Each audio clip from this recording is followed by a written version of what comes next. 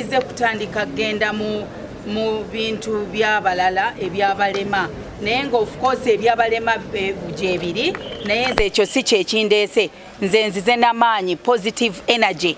I want to njagala kuleeta okay so my name is Beatrice Mao. I'm a businesswoman. I'm 50 years old. I grew up in Kampala, Najana Nkumbi Stella to be precise. Chimu chirimu order. Nzije nunule ekibuga kyaffe. Ekibuga Kampala kya buli omu.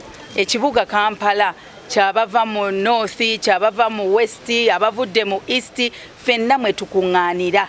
Ye living room ya camp ya Uganda.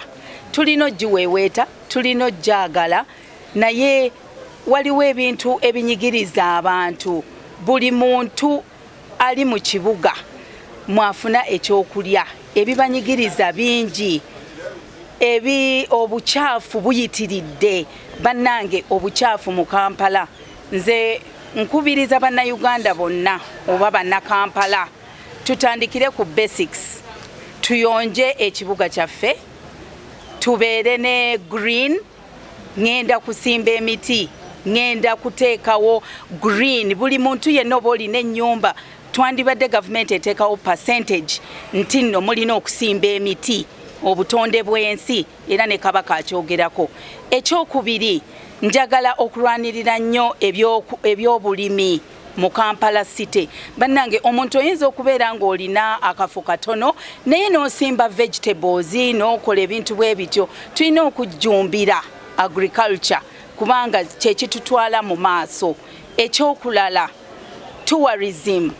Ekibuga kyaffe kire tulina okukiyagaliza abava ebweru ba investor baani bonna bajje tutambuze ekibuga wamu. N'olwekyo nzize era ndi mumalirivu ate ndi musanyufu nnyo kubanga okukola okwange ngenda kutandikirawo okuweereza abantu ate ne bannakampala mbegayiridde mbasaba ku luno bampe obwesigwa nja kubaweereza. Mwebale nnyo. Ize kutandika genda mu bintu byabalala ebyabalema naye nga of course ebyabalema gyebiri naye nze ekyo si kyekindeese nze nzize n'amaanyi positive energy. I want to njagala kuleeta okay so my name is Beatrice Mao. I'm a businesswoman. I'm 50 years old. I grew up in Kampala, Najana Nkumbi Stella to be precise. Thank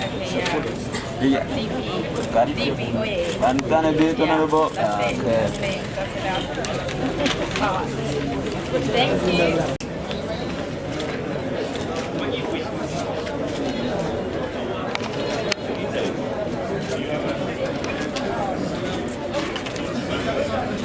Kiwanuka Sempala Mayambala George. Kasule briefly tell us why you are here.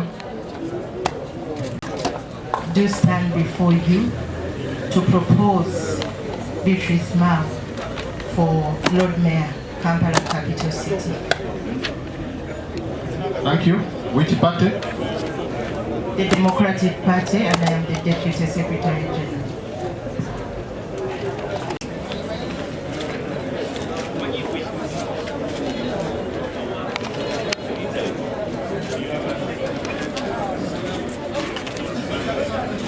Kiwanuka Sempala Mayambala George.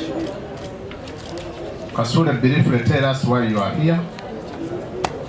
Mayambala, stand before you to second our member, Madame Beatrice Mao, as a candidate towards the post of Lord Mayor, Kampala City. Being the returning officer for Kampala Electoral District, I declare Mao Beatrice as a duly nominated candidate for DP for the position of Lord Mayor. As the Electoral Commission, we wish you well. Don't start the campaigns not until we harmonize the campaign program. Safe journey.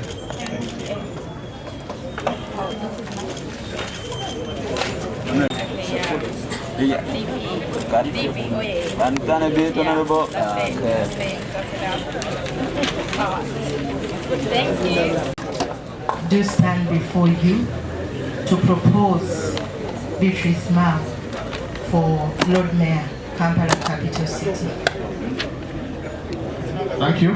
Which party? The Democratic Party, and I am the Deputy Secretary General.